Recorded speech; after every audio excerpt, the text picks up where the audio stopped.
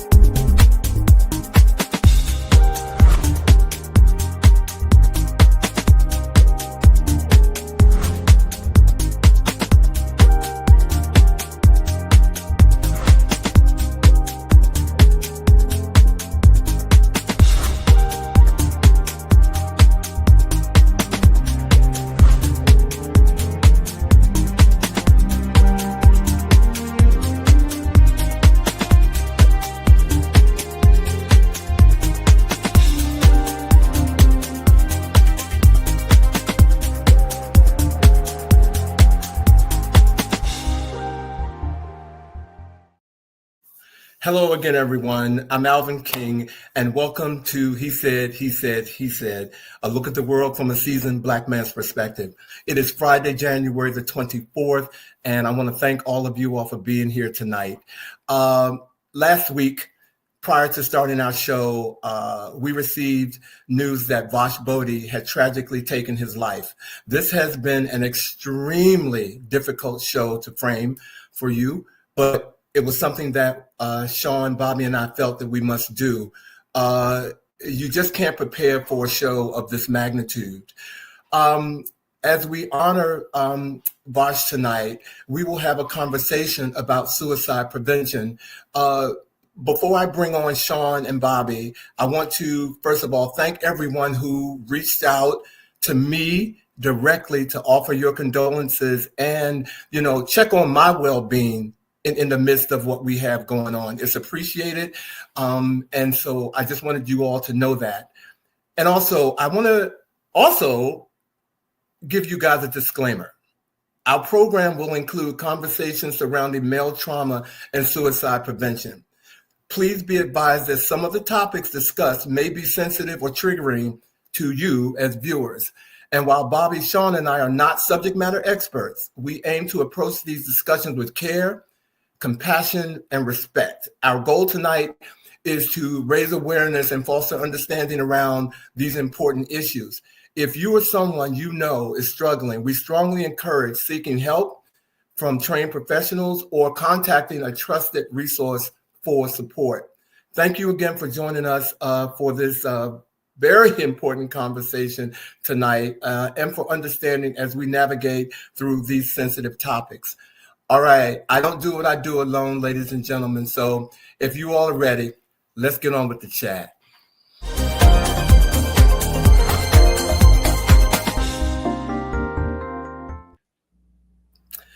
Hey, wait a minute. Let's get on with the chat. Hold on. The one he said short. Okay, I was like, hey guys, how you guys doing? Hanging in there, man. How are you? Very well, thank you. TGIF, chats. TGIF.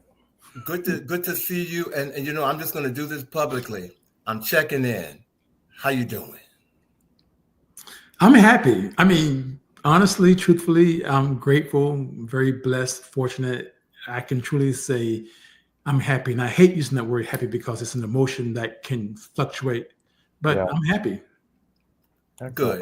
I'm hanging in there. I didn't share with you. I had another car issue today, and $1,400 later, I'm back on the road.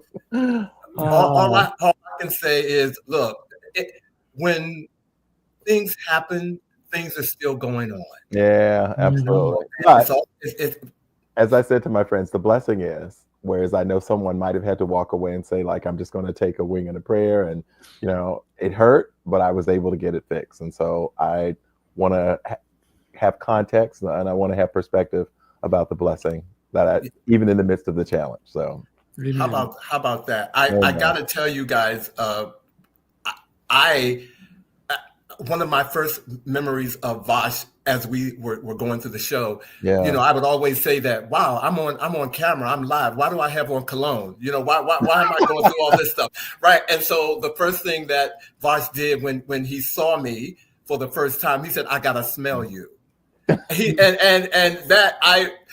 He said, well, you do. You're consistent. He said, because you've always said that you just want to put on cologne whenever you're in front of the camera. And so that is one of the memories that I wanted to share before we get into the story tonight. And of course, you remember when I joined the team, of course, he would always say, like, I can smell you, Bobby, all the way through the, yes, like, he would. He would give you compliments. And then he would say, like, did you wash before we did this? What are you talking about?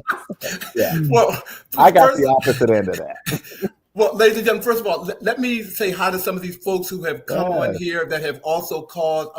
Daddy Rod Onyx, thank you for joining us. Rick Irick, you a faithful fan. Thank you for being here. Eric Shields, you called out and been giving love all week. Monica, you gave me the biggest hug this week. Antoine Wilson, Kendall Fisher, Sean Holmes, Jess.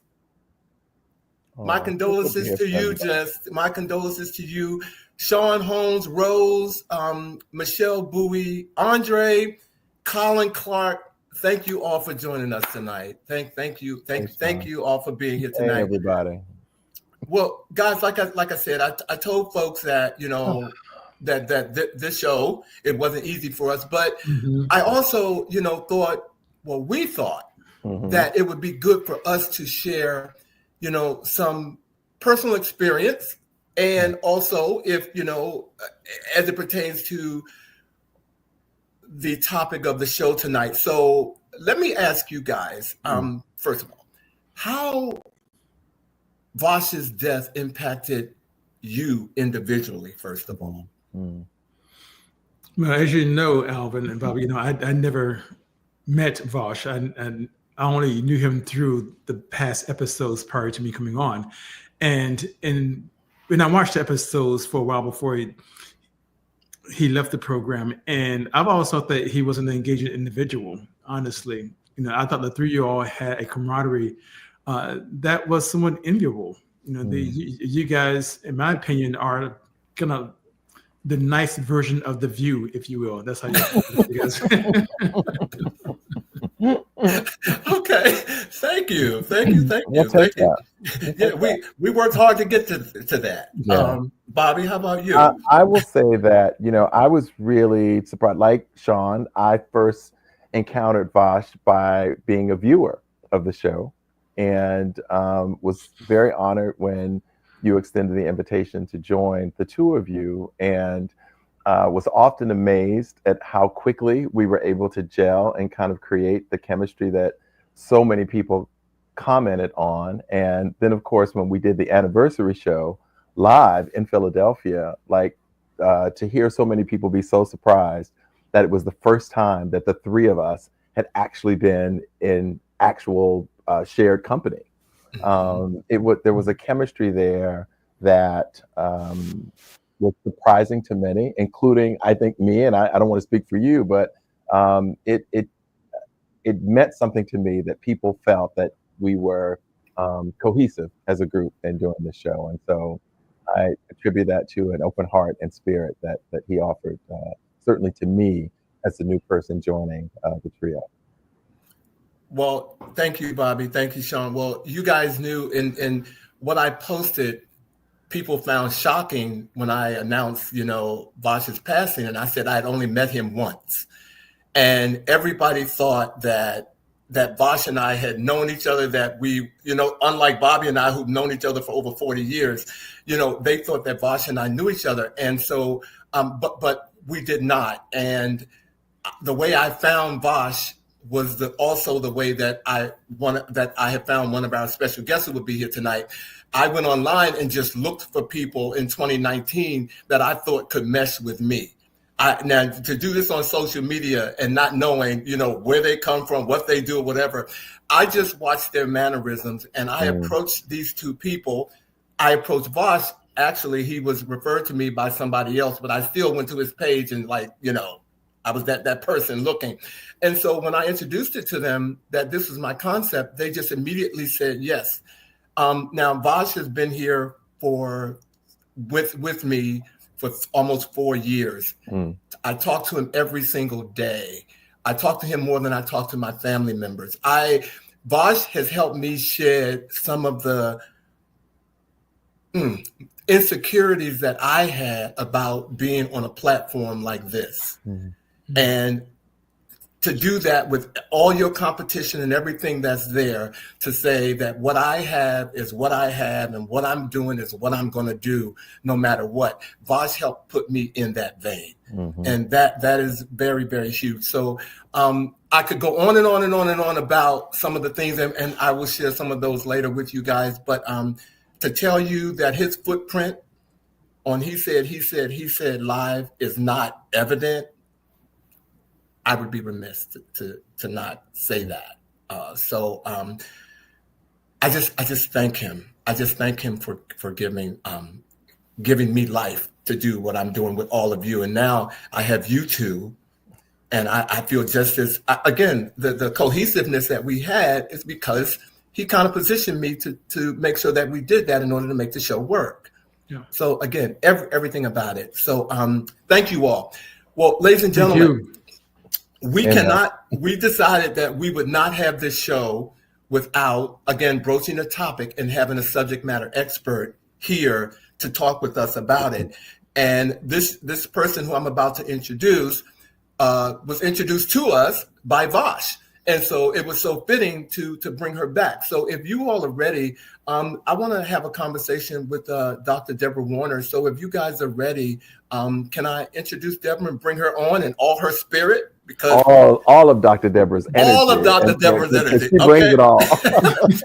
Well, ladies and gentlemen who don't know Dr. Deborah, she is a leading forensic psychologist, popular speaker, trauma expert, training professional, and author. She holds 2 doctoral degrees in forensic psychology and organizational leadership.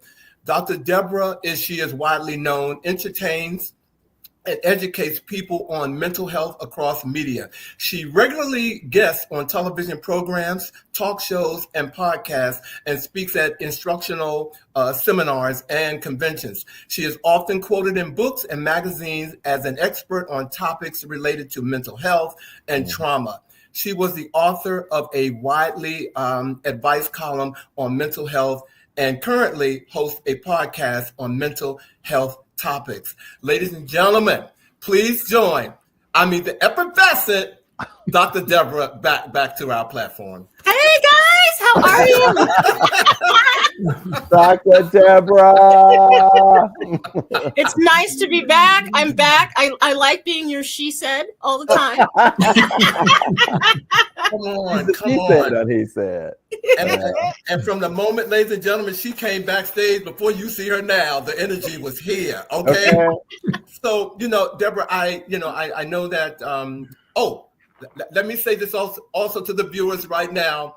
Yes, our show typically ends at 8:00. It might run over like some of our emotions, this week. So I just wanted to give you all a heads up that we have a lot for you. And I just don't want to tailor anybody's emotions who are going to speak and reflect on what Vash was to them. So I just wanted to make sure that I told you that. So Dr. Deborah, having said all that, let me, first of all, welcome you back to the show.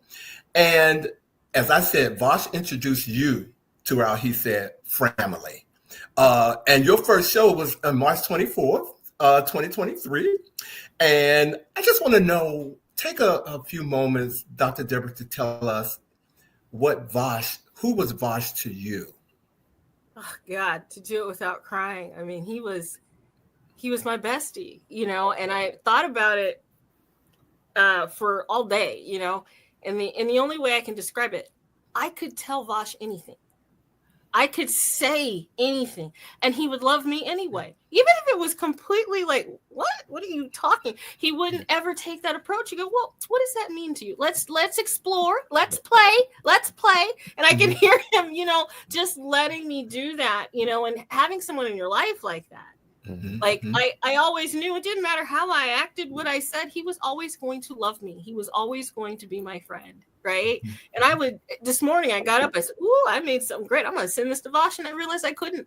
And it just broke my heart because I would just text him for no reason, just random, and I just did that because I just wanted to connect with him, So then my flower fell out of my bag. I'm like, I'm putting this on. This look, Vash gave me this look because we did something at ABC. And I said, I am dressing for Vash today. So I just did the whole thing because I said, he's going to be here with me. He's going to be here, So.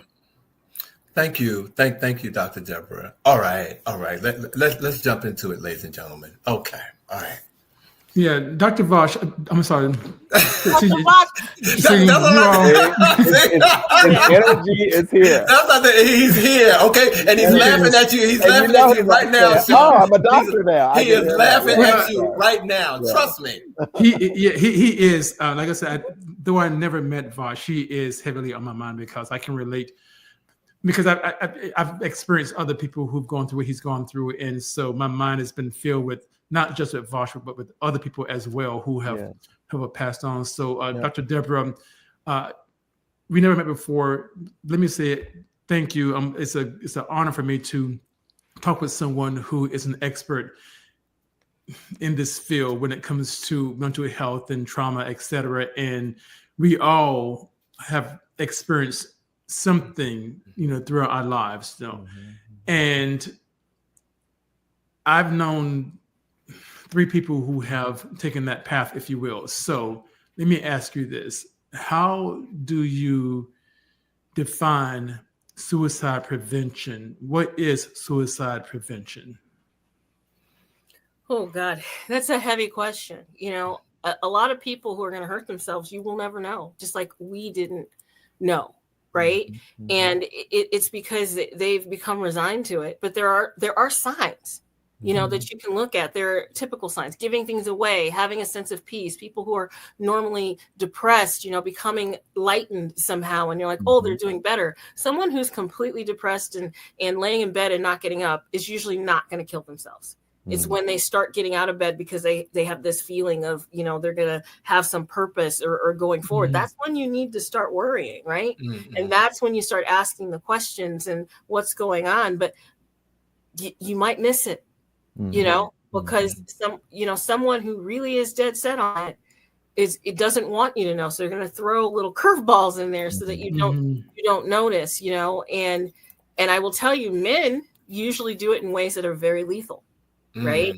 So they do it in violent ways where women take pills or do other things. Right. But men will do it in lethal because it's over. But that's how we're socialized in the world. So when you say what is suicide prevention, it's really taking that moment. And if you have that feeling, you know what? Pick up the phone and call. Right? Pick up the phone and call. Say something. Don't ignore it. Don't think it's in your head, because, in the end, you'll be better off doing it than not doing it. If they're really your friend, they'll appreciate it. Even if they're mad at the moment, they'll appreciate it. Amen. And thank you for that. And while suicide prevention obviously is a universal concept, I'd like for you to kind of touch base on kind of like the cultural impact on it in terms of the differences that may exist for people of color around this, some of the cultural differences that may apply to it, and in particular, men of color. Well, one thing, men in a certain age group are more prone to suicide. So men in their 50s usually are more prone to suicide. White men are more prone to hurt themselves, right? People of color, usually it's a different way that they die, and they die younger, right? Because of how people grow up and where they come from and different backgrounds, right? So for someone of color to have done this, and to have hurt themselves. They had to be in a very deep way. But also in our community, we don't talk about these things, especially Black men. Yeah. Whatever it is, it's inside. You do not ever look vulnerable. You do not ever look hurt, right? And most men don't. But a person of color, a Black man of color, you wouldn't tell anyone. You don't go see a therapist. You don't go talk about it. And now the rippling effect that we've talked about, who is Vash? Because he's left ripples, right? Absolutely. So people of color in the Black community, they're going to bottle that up and they're not going to talk about it. Mm-hmm. So imagine if this was your mom, your cousin, your brother, right? You're not going to seek help. But I want everybody to know you can seek help, and it is okay to seek help because it has a profound effect. Someone who hurts themselves leaves questions. Mm-hmm. They leave doors open. They have you second guessing yourself. Mm-hmm. But those answers you're never really going to get because you're not in that person's mind at that time that it happened.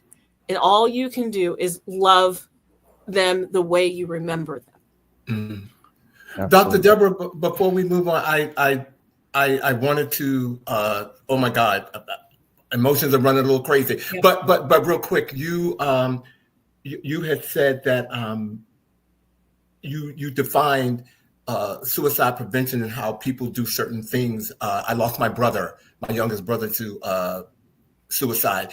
And I didn't realize that different types or forms of suicide, or how people show suicide, is that sometimes they'll give things away or sometimes they will take things. Mm-hmm. And my brother went around to all of us and took things from us. And that haunted me for years and years until I had to get an understanding that suicide comes in many forms. So thank you for saying what you said in that and kind of freeing my mind up. Sorry, guys, I didn't mean to interrupt the question. No, and our viewers are also chiming in with some very interesting thoughts and perspectives as well. Let me see what Eric said. I saw what Eric said. Eric said, when you reach out to your loved ones who you think may be depressed or suicidal, listen with your heart, because your ears alone may deceive you. Absolutely. Amen. Amen. Amen. Amen. Yeah. Alvin, I have a question for Dr. Deborah. Dr. Deborah, you quoted a statistic that a lot of men, Black men in their 50s, take this path. And that's what happened to a friend of mine last March. He was 57 years of age. Mm-hmm. And the other two were younger. One was in his 20s, about age 22, 23. The other was in his early 30s, late 20s, early 30s. And so you read the newspapers, you read about people coming into their prime in their 50s with their careers and, their finances, et cetera, and so forth. So you think that, okay, the 50s is where it really starts to happen. So I'm a bit perplexed that statistic is out there regarding Black men and suicide in their 50s. What is that all about? Well, you have to look at it as we are a society that chases youth, right? So when you're in your 50s, you're not going to be going up in the club, right? I mean, you're not going to. Some of them do. No, some might, but I mean, you can't do that all night, okay? Like you need to go to sleep. Like things happen to your body, okay? Yeah. So. I mean, you're trying. You have the money now. You have the education, or you have the street smarts, or you have the world knowledge, right? So you come into your own, but then you're coming into it in a time when now there's time that's gone, and what's ahead of you in your 50s, you're like in the middle of your life, right? Mm-hmm. So your youth is gone. You're not quite old age, but your next decade, you begin to get those letters in the mail saying certain things that you start freaking out about, and they start preempting you at about 54, right? Mm-hmm. And so in our society, that's when you're old. And now, right, people in their 50s around this time, we're Generation Xers, right? Mm-hmm. And at that time, if you look at the Golden Girls, they were like 49. They look like really old. Right?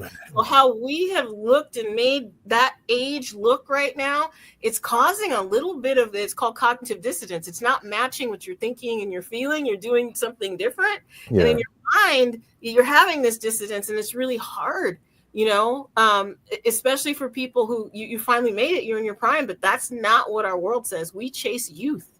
Mm. And it's interesting because with this friend of mine, we literally had dinner at my house literally 6 days before he passed away. And so I have to ask you, how can we, all of us, how can we process and cope with the overwhelming emotions such as the guilt or the sadness or anger that losing someone that we care about to suicide, especially when like you were literally with that person the day before or 5 days before. So how do we process? How do we cope with that? Because it's been almost a year for me, and I'm still processing it. And you're still gonna cope with it. You're still gonna do that. There is the 7 stages of grief by Kubler-Ross, right?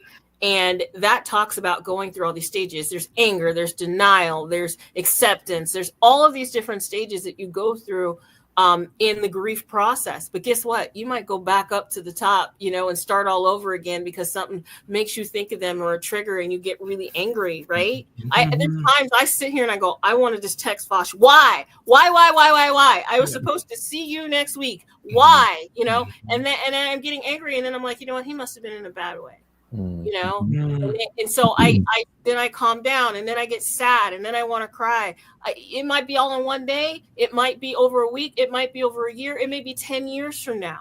I remember when I lost my father, I thought I was good. I thought everything. I went and sat in an art history lecture and they showed some picture of a little girl with her dad and I lost it. I had to get out of my class. I couldn't finish class. I couldn't even go to the bathroom. All I wanted was my dorm. Like I just wanted to get in my apartment and put my head in my pillow. And I was like, my God, what a reaction. But I hadn't gotten over I hadn't gotten over the sadness. I thought I was in acceptance and I truly wasn't.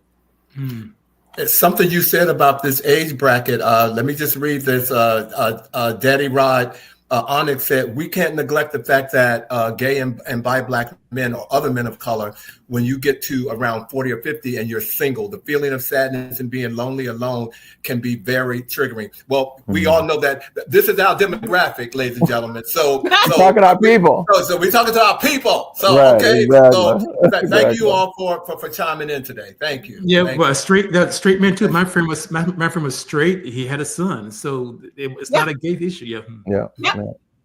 So and straight men are more likely, honestly, to commit suicide, especially if they're straight and white and they're going through a divorce or terminal illness, which is interesting. And so then, because Black people usually have a community aspect, so then you throw in the wrench of being gay, alone, of color, and you may not have a link to a community. Man, that really changes your perspective. So there's a lot that goes into it in being a person of color. Right? Because if you feel isolated and alone, and you think there's no way out, or a significant loss, like right before you do it, because we're so community oriented as people of color.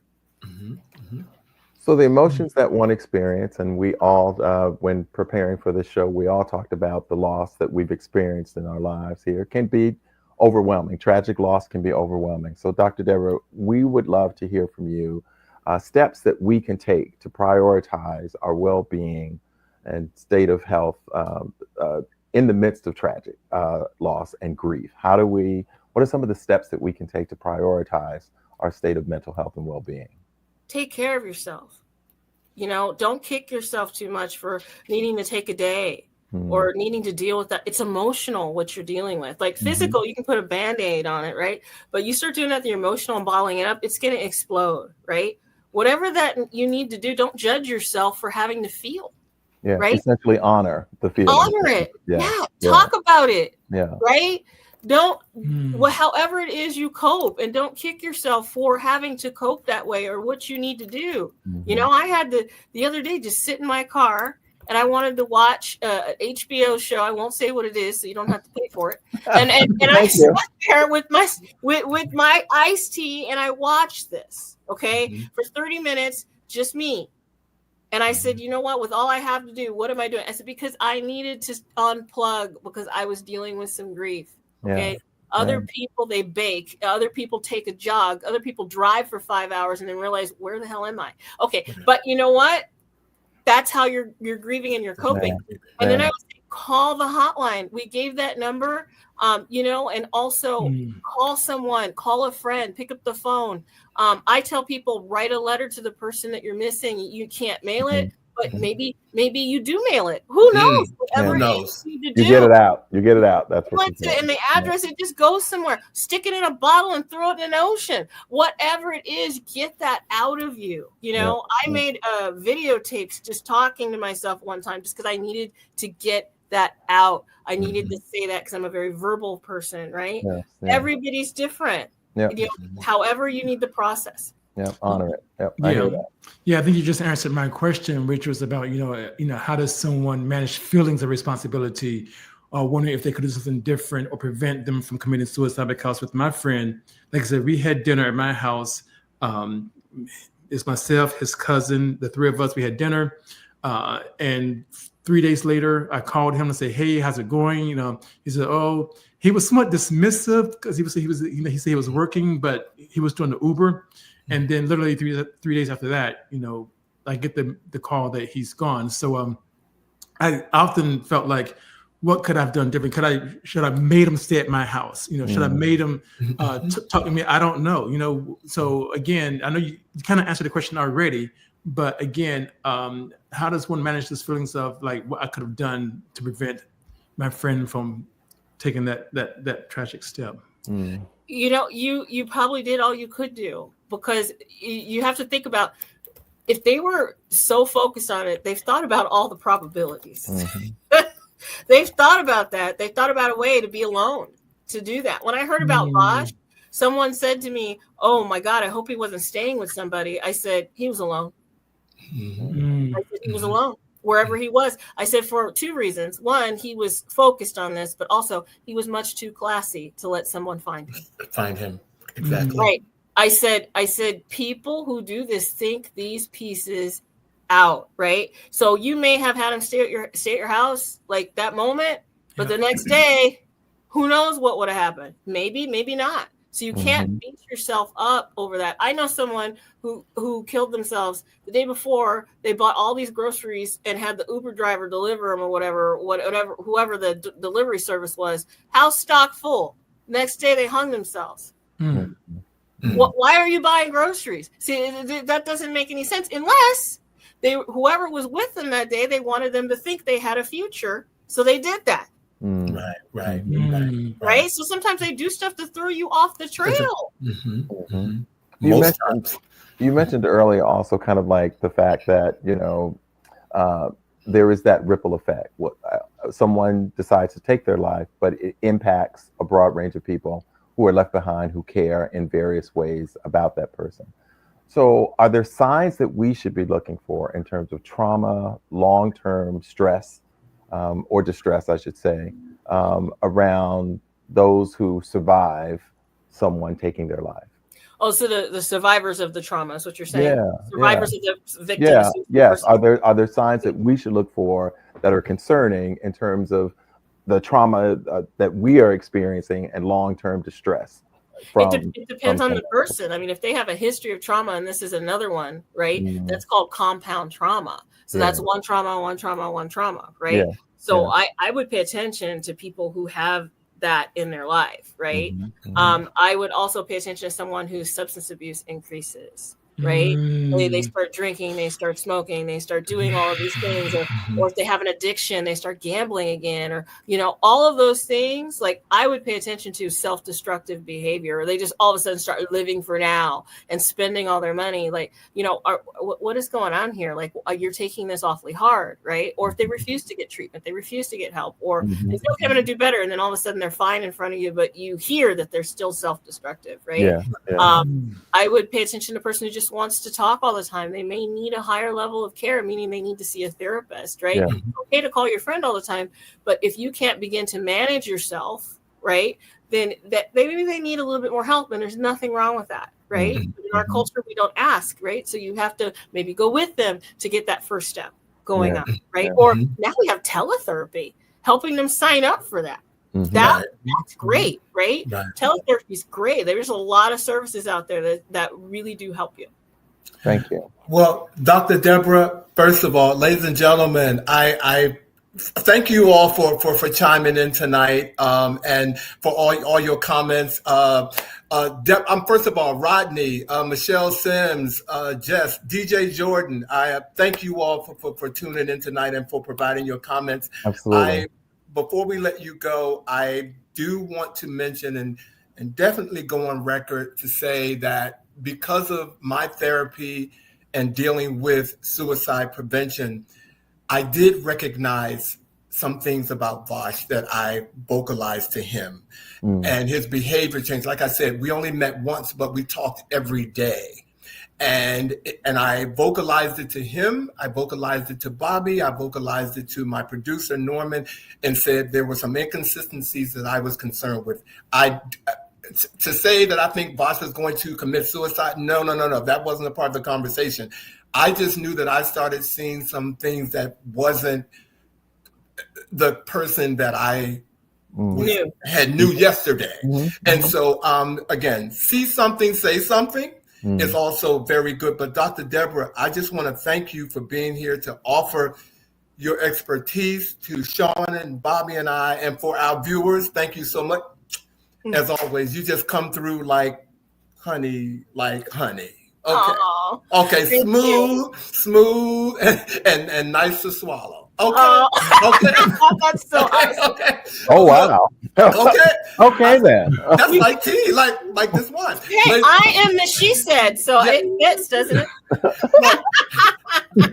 Ladies and gentlemen, we have 3 people who have shifted their schedules for us this week, who are very important to the show and who are very important to Vash, and they are here. So we're going to have them all on camera, but I'm just going to introduce them and get them on before they give their reflections of Vash. And this first person that we're going to bring on, ladies and gentlemen, he is the OG. Okay, he was here from the beginning. When I came to him with the concept, his name is Jacques Whitfield. He was right there at the beginning and said, Alvin, I'm on board with you. His first show with us was February 26, 2021, called Facing Your Fears. And so, ironically, we are here again, and we're talking about something in that vein. Please bring Jacques Whitfield on camera, ladies and gentlemen, and welcome him to the show. And our next guest is Terry Franklin. Terry Franklin is a seasoned attorney with nearly 3 decades of experience handling trust and estates and probate litigation disputes and appeals. Terry was here for a very special show called Estate Planning and the Legacy of Lucy Sutton on January 20th, 2022. He also brought here by Vash, and we asked Terry to come back because he knew Vash personally. And last but not least, ladies and gentlemen, she is the sister to the family of He Said, He Said, He Said. Her name is Alma Gill. She is the creator and host of Ask Alma, and we could not have had a show honoring Vash without having her on the show. So welcome, Jacques, Terry, and Alma. Welcome to He Said, He Said, He Said, in light of what Thank you. Hey, thank you for having me. Thank you. Oh, thank you for being here, guys. Look at this crowd. I love it. I know. So, Dr. Deborah, let me just say, I was way, hey, the she said before the first show. Okay, there you go. We're going to let you in the fam. We're going to let you in. I actually tried to talk Alvin into that. He was like, yeah, no, we ain't doing that. I didn't say it quite like that, Alvin. He was like, yeah, that's a good thought. I said, yeah, okay, but not today. First of all, I want to welcome all of you back, and especially, first of all, to kick off the reflections, the OG. Okay, the OG, Jacques Whitfield. Look at you. You look like you have like de-aged. You're very kind. Thank you. What the hell is going on? But welcome back to the show. Look, it's that West Coast living, man. It's that West Coast living. So that's where I got to go get hair? Great.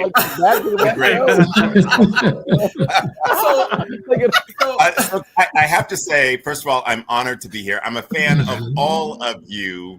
And Alvin, I just want to just personally and publicly thank you for inviting me to support you in launching this initial journey. So I think it was Bobby that said, or it was Bobby or someone that said that this was the nicer version of the View. So I'm like, okay, just think of me as Star Jones. I was on there originally, and I had Oh, you were that one. I'm a fan. I'm a fan.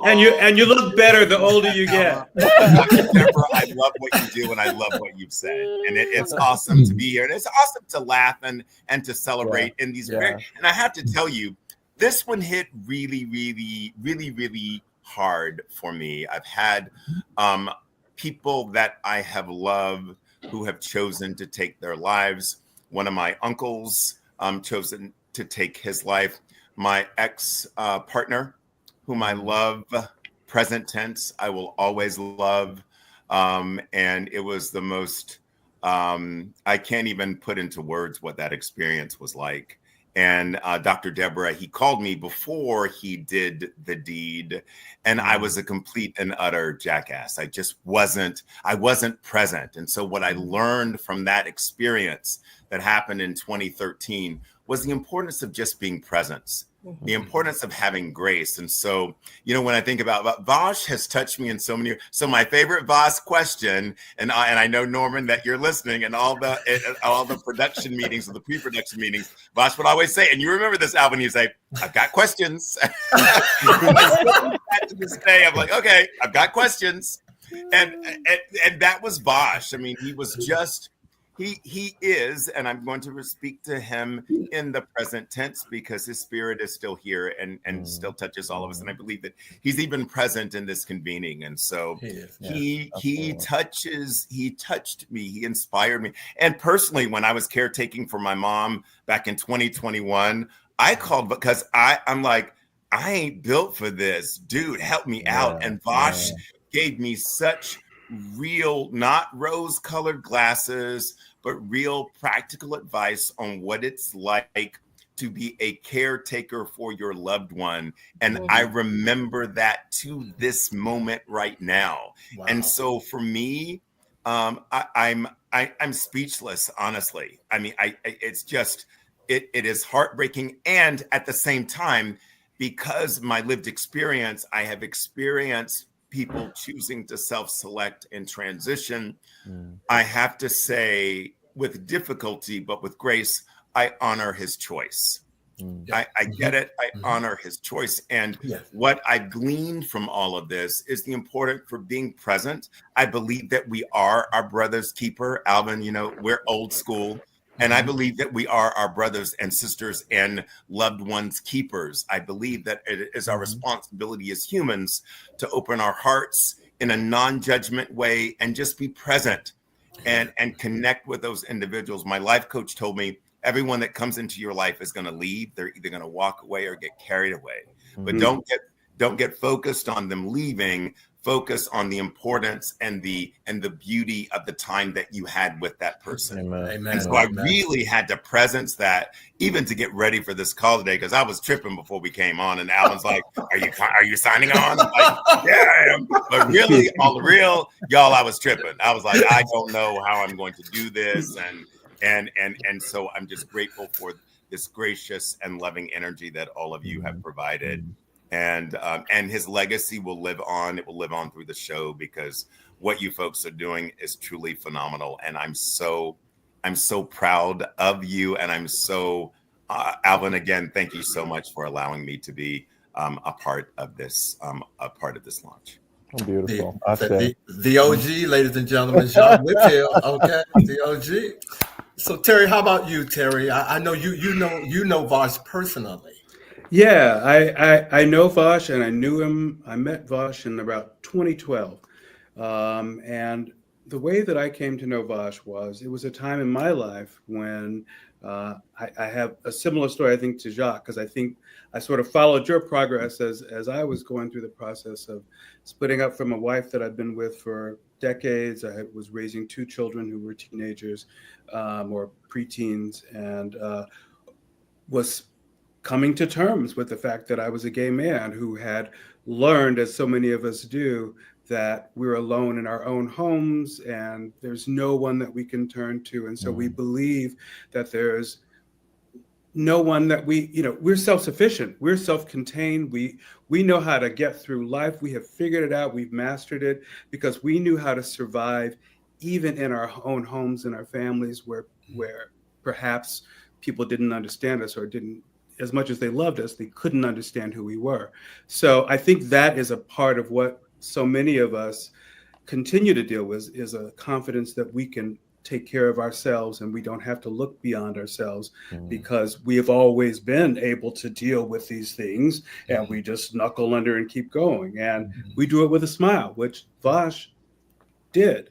When I met Vash in 2012, as I said, I was coming through this process and I had met the man who's now my husband, who at that time was a creative artist and who described himself as an artist. And it was the first time in my life I'd heard of anybody really claiming to live their lives as an artist, because my family would have been like, oh, you need to go to school and get a job. And so through him, who was producing a play called Dear Harvey, which was based on writings about Harvey Milk, I met Vash. Vash was part of the Celebration Theater, which was an LGBTQ theater organization in Los Angeles that puts on plays, West Hollywood, Side Story, that kind of thing. And my husband was producing this Dear Harvey production. And Vash was one of the key performers in it. He was also a producer of it as well, an executive producer, I believe. And Vash, I remember, had a part where, part of it was to talk about crowns and gowns. And he said it so articulately and so beautifully. And so I became friends with Vash through my husband. And what I was always amazed by was how Vash was always coming up with some new creative way to express himself. So he was part of Celebration Theater, and that was this amazing thing. And then he was part of this Dear Harvey production. And so I was sort of along for the ride because my husband was a part of this artist community. And then we got invited to Vash's house one day, and he was having this event, this theater performance. And we're like, with this invitation, a theater performance, Vash's house. Vash had this crazy, amazing house in Hollywood off of the 101, I think, on Bronson.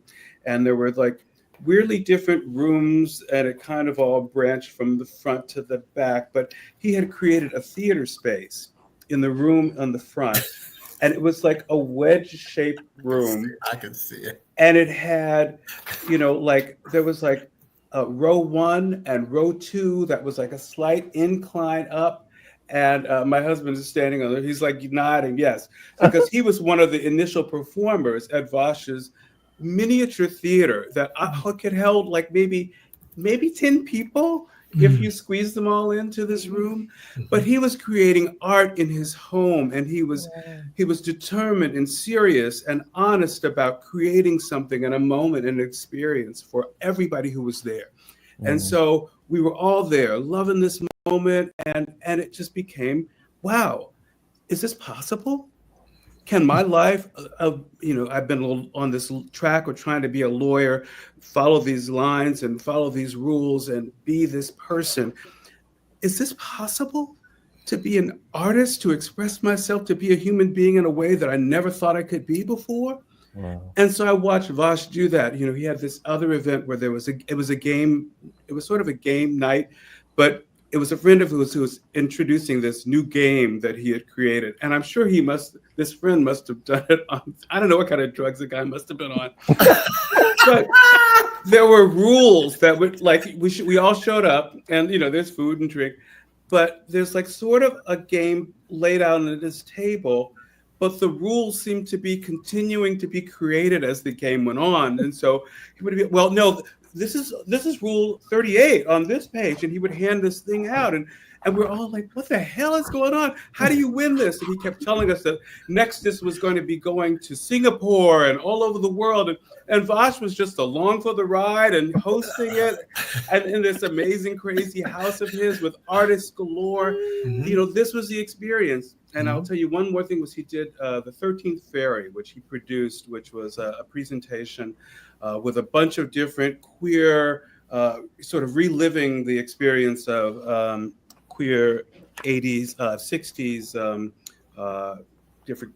different groups, the Purple, this and all of that. And so there are all these performers, and some people you're like, wow, they have the nerve to get up and do that. There are other people who are like amazing performers, singers. But the idea was that art was for all of us. Right. And, Vash lived that and showed it, and he lived it with his smile. And so when he invited me to come on the show to talk about my experience of uncovering my connection to my ancestors and how I'm trying to use that story to tell it in all these different ways, because my mission is to bend the arc of history towards justice by telling those stories. Vash was part of the inspiration of bringing me to this point of understanding that this is part of my life, that this is essential to me as a human being, is to create and to express and to live my life in this way. So, I want to thank Vash for that. I want to thank you all for having me here. And for me, life is eternal. What happens between the time that we're born and the time that we leave this planet is only a fraction of what we have done and have the potential to do and will continue to do. But in this moment, we get a chance to think about how we can make the world better, how we can change it for the future. And I know, at least I felt like Vash lived that in the way that he expressed himself to me. So again, I honor, as Jacques said, his choice. And my husband's family was touched by suicide about a year and a half ago. But this was an older gentleman who knew he was sick. He did all his papers and laid them all out, and took care of the woman who had made him happy for 10 years, and she made him happy for 10 years. And so I honor that as much as many in the family said, how could he do this? How could he leave her? How could he do this on the day after Thanksgiving? But he waited until her friends were there who could support her and help her deal and process with that experience. And as I have elderly parents who are struggling we are all going to go at some point. And yes, we will. How do we transition? By living this moment and loving it and loving life. And so when we go, we can say goodbye, and we can say what Wayne Shorter said was, what's next? Thank you, Terry. Wait for what's next. Thank you, Terry. Thank you. Alma, and you, tell me what Vash meant to you. Well, Vash, this is so hard. It's so hard because, like you said, Alvin, I have never been in the room with Vash. Although Vash called me 3 times and asked me if I could meet him for lunch, and I was like, I got a job. How am I supposed to meet you for lunch? But he always just made me laugh so much. Of course, initially, his light, because he had a light about him. His smile, because he had a smile about him. His straight up frankness. But with him, he never had to apologize for being frank to you because he didn't hurt you with his words. And that is what I think about when I'm put in this situation to think about him deeply. Ask Alma, and he said, like Alvin mentioned, was a, sister brother program. And he would call me after a particular show and say, you should do this. Have you ever considered that? Tell me how you feel about this. And again, I had a job. So I'd be like, I don't know, Vash. I don't have time. And he would say, well, you need to. And listening to Terry almost makes me tear up because I didn't recognize it. But he was trying to pull out the art in me. Because I am not that. I didn't think I was that. I would never think I was that. But when I was listening to you, I started thinking about the questions that he would ask me.